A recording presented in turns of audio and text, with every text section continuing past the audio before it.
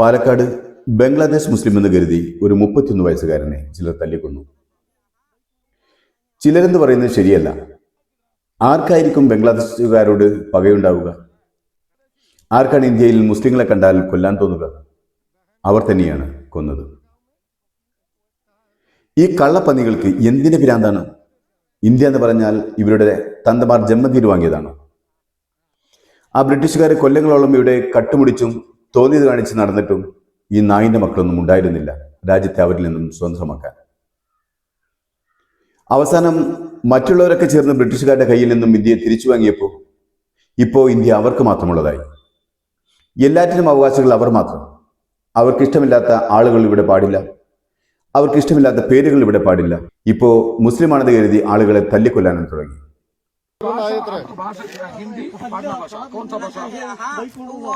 आपका भाषा क्या भाषा? किधर है? तुम्हारा गाँव किधर है? बांग्लादेशी। तुम बांग्लादेशी? वो मेरा बहन को लिखा है। बहन में बांग्लादेशी। और तुम्हारे गांव में कहाँ है तुम? दो ठोक हाँ हमारे बांग्लादेशी। और बांग्लादेशी दो ठोक आपका बांग्लादेशी? അക്രമികൾക്ക് അറിയേണ്ടത് അവൻ്റെ ഭാഷയും നാടുമൊക്കെയാണ്. ഭാഷയും നാടുമൊക്കെ അറിഞ്ഞാൽ അവൻ ഏത് കൂട്ടത്തിൽപ്പെട്ടവനാണെന്ന് തിരിച്ചറിയാനുള്ള കഴിവ് അവർക്കുണ്ട്. അതുകൊണ്ടാണ് അവർ ചോദിക്കുന്നത് നിന്റെ ഭാഷ ഏതാണെന്ന്. പിന്നെ അറിയേണ്ടത് അവൻ്റെ നാട്, അവൻ്റെ ഗ്രാമം, അതൊക്കെ ഏതാണെന്നാണ്. ആ അടികൊള്ളുന്നതിനിടയിൽ ആ പാവം പറയുന്നുണ്ട് നഹി ജാൻതാ ഹെ. ഈ കാട്ടുമാക്കാന്മാർ ചോദിക്കുന്നതും പറയുന്നതൊന്നും അവന് മനസ്സിലാവുന്നില്ല. എന്നിട്ടും തല്ലിക്കൊന്നു തന്തയില്ലാത്തവർ. ഈ പാവത്തിന്റെ മുഖം കണ്ടിട്ട് എങ്ങനെയാണ് തല്ലിക്കൊല്ലാൻ കഴിഞ്ഞത്? ഭാഷ അറിയാത്ത നാട്ടിൽ ഒറ്റപ്പെട്ടു പോയവന്റെ നിസ്സഹായത, ഭയം കൊണ്ട് നാവിറങ്ങിപ്പോയവന്റെ അങ്കലാപ്പ്, തന്നെ കൊല്ലുമെന്ന ഭരണഭീതി എല്ലാം ആ മുഖത്തുണ്ട്. ആർക്കും തോന്നിയില്ല ഒരിറ്റു ദയ. ചോര ഛർദ്ദിച്ചിട്ടും മണിക്കൂറുകളോളം കിടന്നു തെരുവിൽ.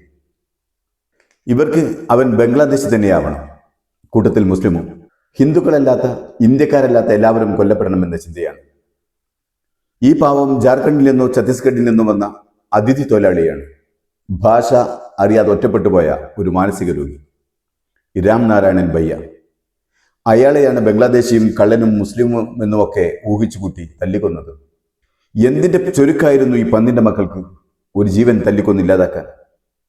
കുരുപ്പുകളെ പച്ചവെള്ളം കിട്ടാതെ പുഴുത്തു ചാകും നിങ്ങളൊക്കെ.